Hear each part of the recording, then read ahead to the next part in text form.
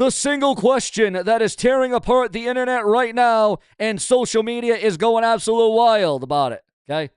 Is Mackenzie, the 19-year-old girl serving a double life sentence for intentional murder, actually innocent? Well, you know, they say you are innocent until proven guilty. You need the facts, you need the evidence, and you need the proof beyond a reasonable doubt.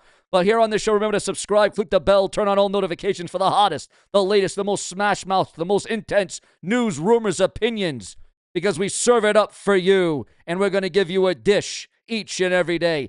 A brand new bombshell Netflix documentary has just dropped, and it has completely exploded.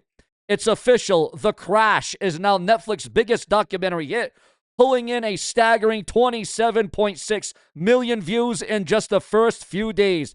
The film is obliterating every narrative that we thought we knew about that car crash that killed 2 boys and left 1 girl seriously injured, putting her life on the line. The Reddit threads are in absolute chaos. New medical evidence has surfaced, a lot of speculation that completely challenges the judge's hell on wheels verdict. Was this a cold-blooded double execution, or was it a tragic, terrifying medical emergency that the system criminalized?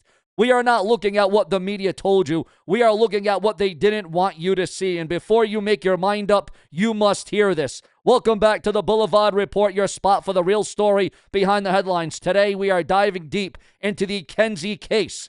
She is currently serving 2 consecutive life sentences for the death of Dominic Russo and Davian Flanagan. But there is a massive counter-narrative blowing up right now, fueled by the staggering success of The Crash on Netflix and brand new theories, perhaps some evidence and proof, a new shed of light on this, taking over the comment section. Here is exactly why thousands of people believe that Kenzie is innocent of first-degree murder. Make sure you hit that subscribe button, click the bell, and turn on all notifications. Remember to hype up the video. Without any further ado, let's deep dive into this. Again, for more videos and more news and more headlines like this, subscribe right now. The absolute biggest piece of the puzzle here is a medical condition called POTS. Kenzie was diagnosed with this nervous system disorder way back in 2017, 5 years before the crash ever happened. Now, some say she could have been a manipulator. Some say she could have been a narcissist. However, there is comments going viral right now from users online that stated, while we don't condone past behavior, the research is out there about POTS, and the medical facts are absolutely staggering. Medical search results showing that with POTS, symptoms like muscle tremors, severe brain fog, and sudden dizziness can lead to, and I quote, accidentally flooring it, being unable to lift your foot, or confusing the pedals. The defenders are asking for a very logical question. What happens to your foot when you completely lose consciousness or spasm while driving? It goes dead weight on the gas pedal, okay? The argument that it wasn't calculated murder, it was a fatal medical emergency, and she was physically incapable of lifting her foot. Now, the medical theories don't stop there. Over on the Netflix documentary series or subreddit, which is seeing record traffic, a wild new rumor is gaining serious attention. Allegedly, a former prison inmate claimed Kenzie admitted she was actually tripping on acid the night before the crash. Why does this matter? Because while rare, acid can trigger sudden seizures. Redditors are prioritizing that if she had a drug-induced seizure at the wheel, her body would have locked up entirely, pinning the accelerator to the floor. And the tragic twist? Users theorize that Kenzie wouldn't admit to being on drugs to her lawyers because she was terrified of getting a DUI, accidentally trapping herself in a premeditated murder charge instead. But, you know, here's the other questions going into this. Whether she's guilty, innocent, in my opinion, you're going to be proved guilty. In this position, it seems like she's being guilty until proven innocent. And in mind that there it is, you're innocent until proven guilty. But, ladies and gentlemen, let's deep more into this deep dive. There is this psychological phenomenon called target fixation. This is where a driver becomes so hyper-focused on an object like a brick building at the end of a road that their brain completely freezes.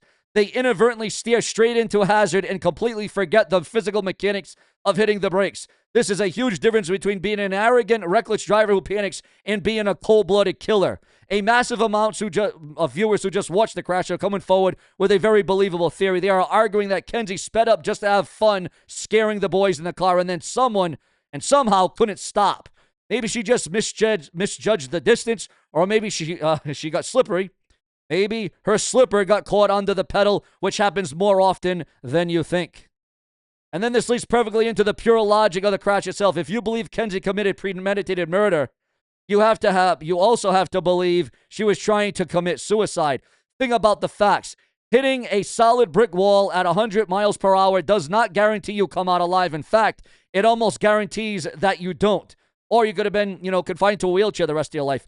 She didn't jump out. She didn't wear a helmet. And let's be totally real based here, how she carried herself. Kenzie was known to be a full-fledged brat who cared deeply about her image.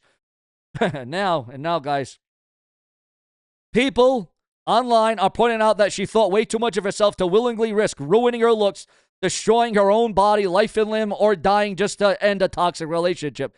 She was found unconscious inside the wreckage with a lacerated liver, broken ribs, and a shattered femur that required multiple surgeries.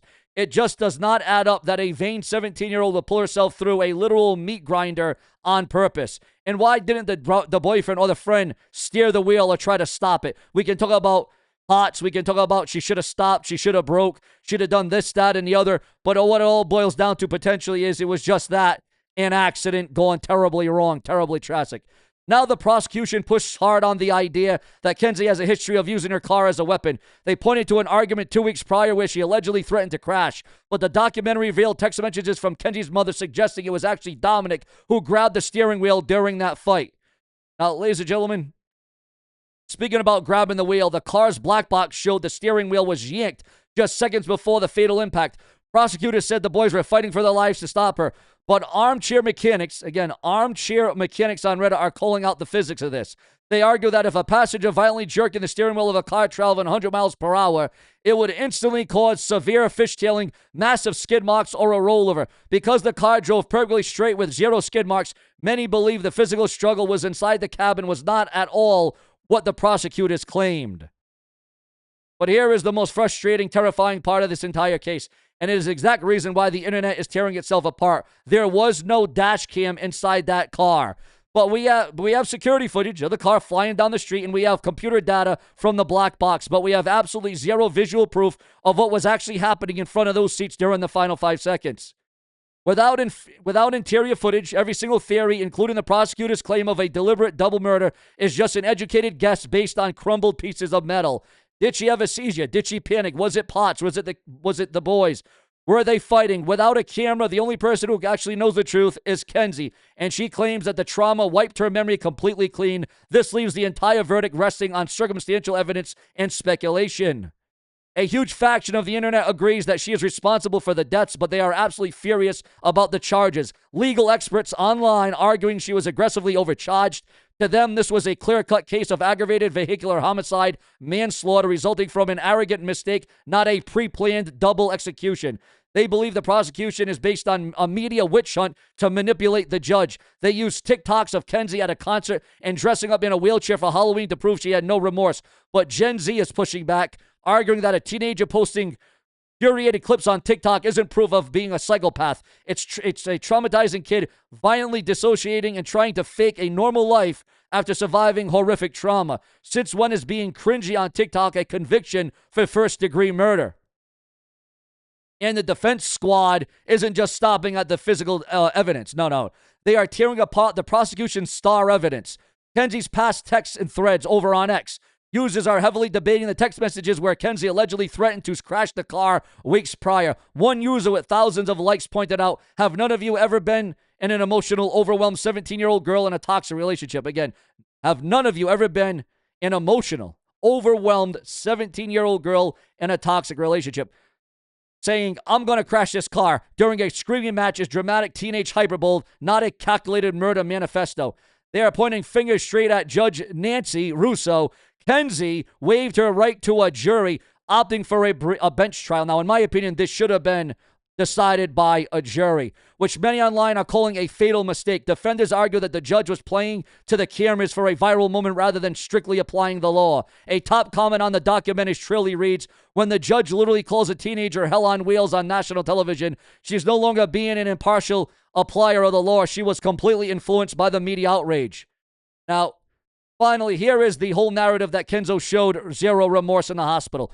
Prosecutors pointed her as a cold, calculating psychopath because she didn't cry enough when questioned that she claimed she couldn't remember the crash. But medical professionals and TBI advocates in the Reddit threads are losing their minds over this framing. They are stating that surviving a 100-mile-per-hour impact against a solid brick wall doesn't just break your bones, it rattles your brain to the absolute core. A trauma nurse chimed in on a viral TikTok stating, blank effect, lack of emotion, and complete amnesia of the event are textbook symptoms of traumatic brain injury and profound psychological shock. The internet mistook severe brain trauma for psychopathy. They argued her body was literally protecting her mind from the horror of what she just lived through, and the justice system weaponized her biological trauma response to lock her away for life.